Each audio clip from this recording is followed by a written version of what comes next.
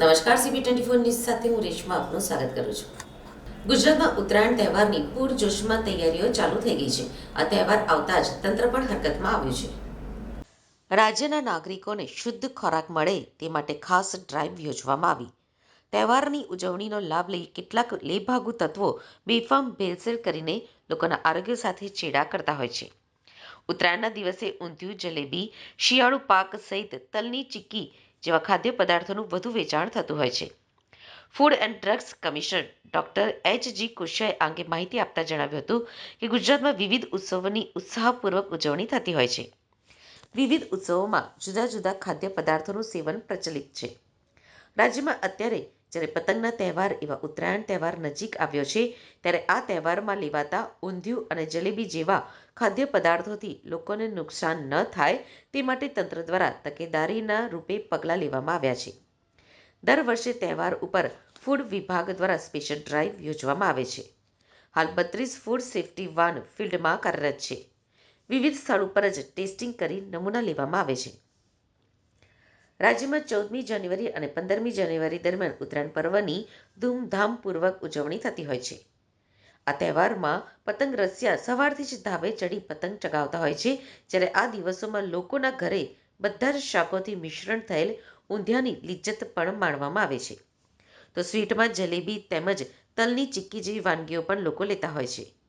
તેલ અને ઘીમાં બનતી આ વાનગીઓમાં કેટલીક વખત ખરાબ ગુણવત્તાનો ઉપયોગ થતાં લોકો બીમાર પડે છે, અને એથી જ રાજ્યના આરોગ્ય વિભાગ દ્વારા નાગરિકોના સ્વાસ્થ્ય સાથે ચેડા ન થાય તે માટે સ્પેશિયલ ડ્રાઈવ યોજી વેપારીઓને ત્યાં ચકાસણી કરવામાં આવી રહી છે. આજે રાજ્ય સરકાર, રાજ્યનું આરોગ્ય વિભાગ અને ફૂડ એન્ડ ડ્રગ ડિપાર્ટમેન્ટ રાજ્યના નાગરિકોને શુદ્ધ ખોરાક મળે તેના માટે સતત કાર્યશીલ છે, કટિબદ્ધ છે. જેના ભાગરૂપે જ્યારે તહેવારો આવતા હોય ત્યારે તહેવાર દરમિયાન તહેવાર સ્પેસિફિક આઇટમોનું વેચાણ, ઉત્પાદન, ખરીદ બધે વધતું હોય છે, સામાન્ય વાત છે.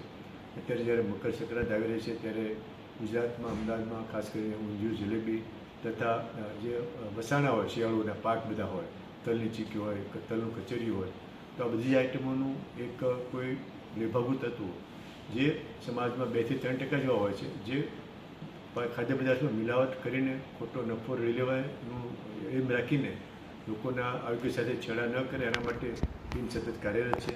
આજથી જ તે રાજ્યમાં દરેક ફૂડ સેફ્ટી ઓફિસરને, જિલ્લાના રેવન્યુ ઓફિસરોને આ તહેવાર દરમિયાન આ જે ખાદ્ય પદાર્થોનું માર્કેટમાં ઉત્પાદન થતું હોય, વેચાણ થતું હોય, સંગ્રહ થતો હોય ત્યાં જઈને એના સર્વેલન્સના નમૂના અને એન્ફોર્સમેન્ટના નમૂના લેવાનું, ઇન્સ્પેક્શનની સૂચના આપવામાં આવેલી છે. અને મને જણાવતા આનંદ થાય છે કે દર વર્ષે આપણે આ તહેવારો દરમિયાન ડ્રાઈવ ચલાવતા હોઈએ છીએ.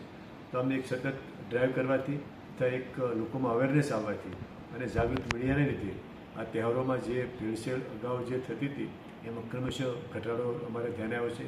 ટ્રેનમાં જોઈએ તો પહેલાં લગભગ 10 થી 12 જેટલા સેમ્પલોની અંદર નોન એડિબલ કલર થઈને અનસેફ થતા હતા, જે ઘટતા 8-10માંથી 2-4 થયા અને 2 વર્ષે લગભગ કોઈ પણ કલર એવો મળ્યો નહોતો.